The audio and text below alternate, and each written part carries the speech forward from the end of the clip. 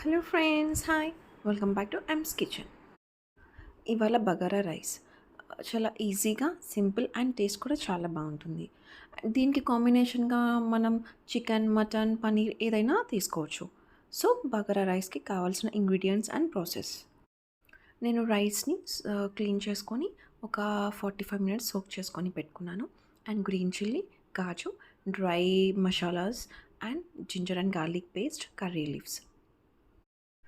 Next మనం gas on చేసుకొని కడాయి పెట్టుకొని నేను వాటర్ వేసుకుంటున్నాను. సో రైస్ని టూ 1:2 కదా. సో నేను 2 గ్లాసెస్ ఆఫ్ రైస్ తీసుకున్నాను. So 4 glasses of water. So next మనం ఇందులో కొంచెం హీట్ అయ్యాక మనం ఇందులో మొత్తం అంతా స్పైసెస్ అవన్నీ యాడ్ చేసుకోవచ్చు.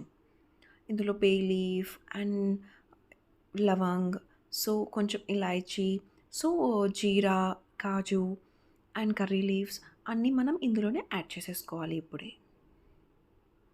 అండ్ నేను గ్రీన్ చిల్లీ కూడా ఇప్పుడే యాడ్ చేసుకుంటున్నాను. కావాలంటే ఇప్పుడు యాడ్ చేసుకొని ఆరల్స్ మీరు లాస్ట్లో వేసుకున్నా ఏం పర్వాలేదు. నేనైతే ఇప్పుడే యాడ్ చేసుకుంటున్నాను. ఎందుకంటే ఇంకా రెడ్ చిల్లీ అవి ఏమీ వేయం కాబట్టి ఇప్పుడు యాడ్ చేశాను. అండ్ సాల్ట్ని కూడా ఇప్పుడే యాడ్ చేసేయాలి. కావాలి అంటే కొరియండర్ వేసుకోవచ్చు. నేను కొరియండర్ వేయట్లేదు. ఓన్లీ కర్రీ లీవ్స్ వేస్తున్నాను. మీరు కావాలంటే కొరియండర్ అండ్ మింట్ అది కూడా యాడ్ చేసుకోవచ్చు. అండ్ నెక్స్ట్ నేను ఇందులో 2 టేబుల్ స్పూన్స్ ఆఫ్ గీ వేసుకున్నాను. ఎందుకంటే స్టిక్కీగా కాకుండా పొడి పొడిగా చాలా బాగా కనిపిస్తుంది. నెక్స్ట్ రైస్ని కూడా యాడ్ చేసేసుకుందాం. సో సోక్ చేసుకొని పెట్టుకున్నాం కదా, ఎక్సెస్ వాటర్ అంతా తీసేసి క్లీన్ చేసుకున్న రైస్ని యాడ్ చేసుకొని ఒకసారి మొత్తం అంతా మంచిగా మిక్స్ చేసుకొని కుక్ చేసుకుందాం. సో మెల్లిగా బబుల్స్ రావడం స్టార్ట్ అయ్యాక అప్పుడు మనం లిడ్ని క్లోజ్ చేసుకుందాం. సో కొంచెం ఓపెన్ పెట్టి లిడ్ని క్లోజ్ చేసుకుంటే ఒక 10 మినిట్స్లో రెడీ అయిపోతుంది మన బగారా రైస్. సో మనకు నచ్చిన కాంబినేషన్తో దీన్ని టేస్ట్ చేయొచ్చు.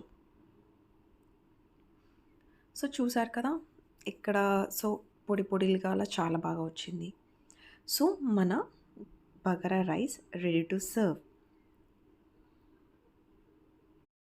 ఫ్రెండ్స్, నా రెసిపీ కానీ మీకు నచ్చినట్టయితే please share with your friends and family. Don't forget to subscribe my channel, like and share. Thank you.